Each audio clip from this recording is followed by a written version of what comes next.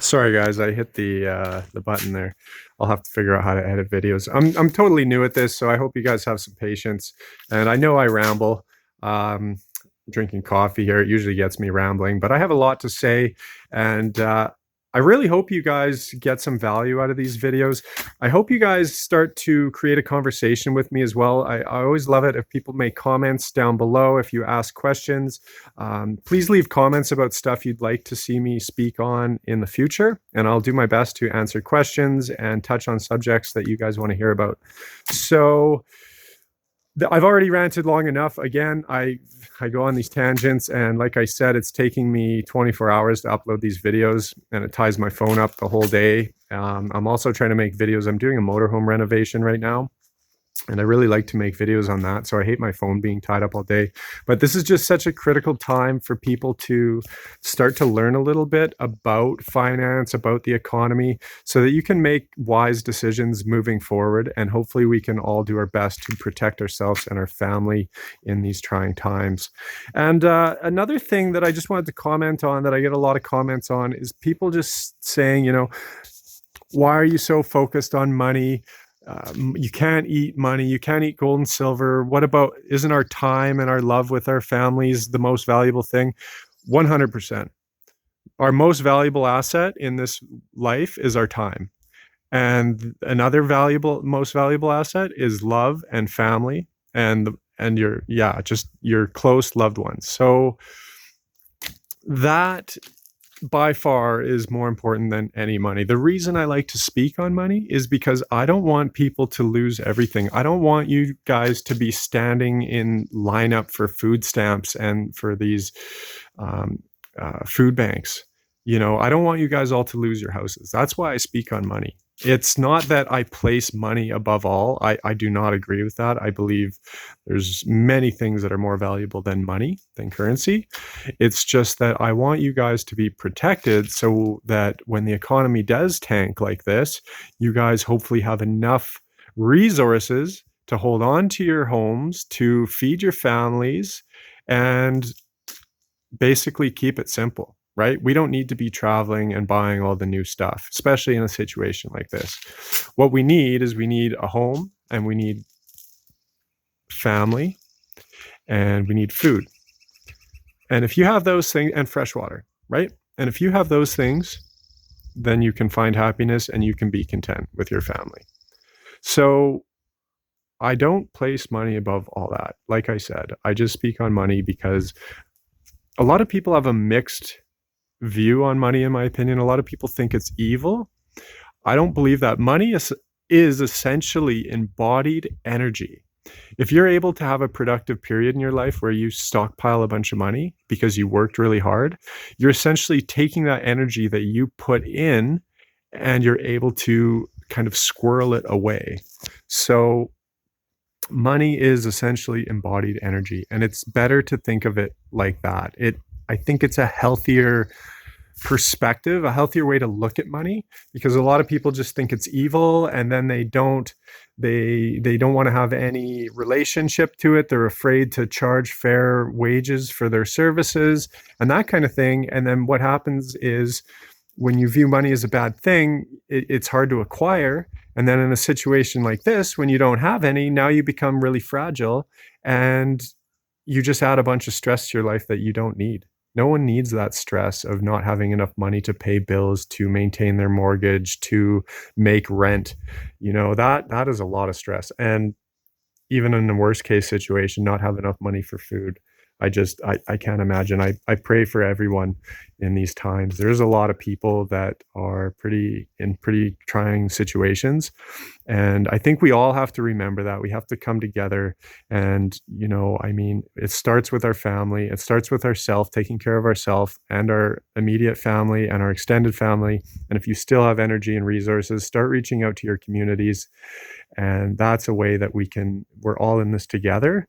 And I think that I like to also speak to people that don't have a lot of money, because that's where I came from. I came from the bottom. I had nothing, and I still don't have very much money. I don't want people to get the impression that I have a lot of money. I really don't. I just find it very important to protect and shelter the little bit that I have. So I like to speak um, to people that don't have much as well, and try and find ways for them to be proactive in this situation. And the best thing that I see if you don't have a lot of money is to, first of all, number one is pay down your debt. Get out of debt. Debt makes you fragile and it makes you a slave to the system. If you have a bunch of debt, you then you're obligated to that debt and you have to be working. You have to find a way to make that money. And that is a lot of stress on you.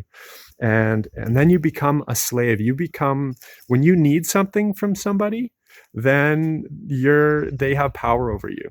So by paying off your debt, then they don't have that power over you. And the second thing is, pay down your debt, get healthy, and get some food tucked away for you and your family, and start a garden.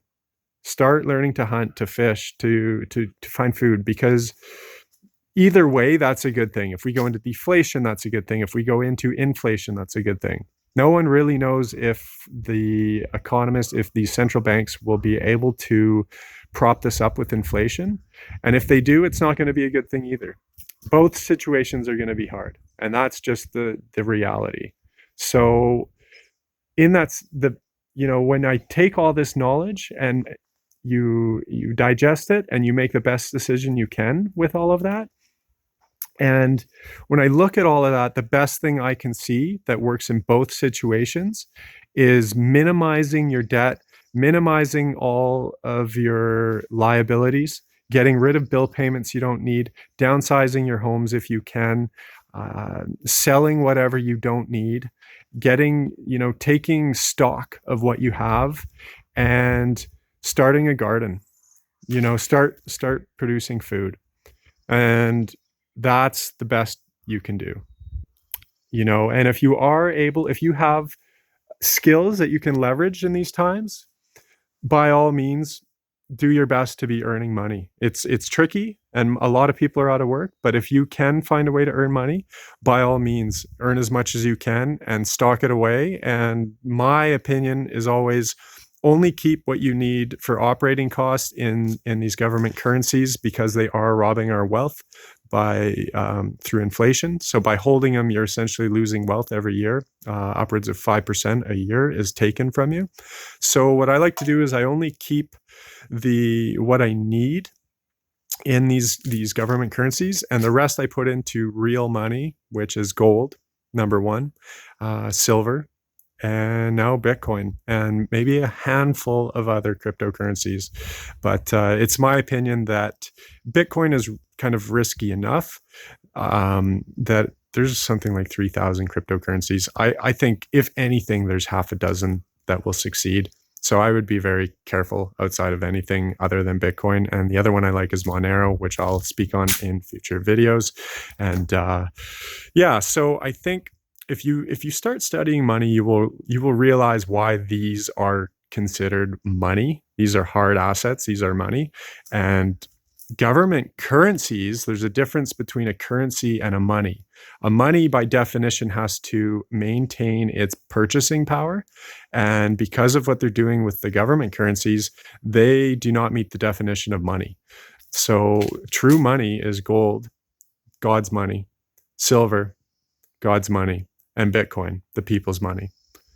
Okay, so you have to just start reading up on this stuff. And if you're able to get a little extra cash that you don't need right away, that you're able to sit on for 5 or 10 years, consider diversifying. Consider getting a little bit of these other options for money.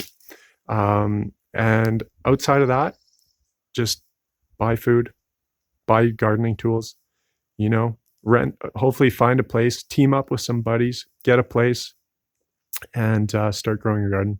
So I've rambled long enough. Please, again, like and share this video. I hope you guys subscribe to the channel. I know I rant. I'm sorry. I'll try and get these videos shortened down. I just have so much to share with you guys, so much I want to speak on. And I would love it if you put in the comments some questions you have, stuff you would like me to speak on in the future, and I'll do my best to answer those.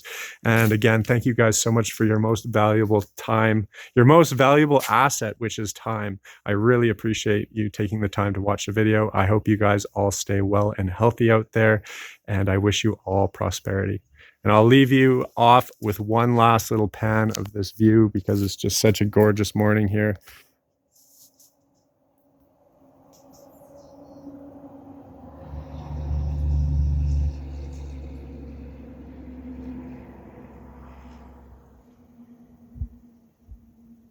And that being said, have a wonderful day, folks.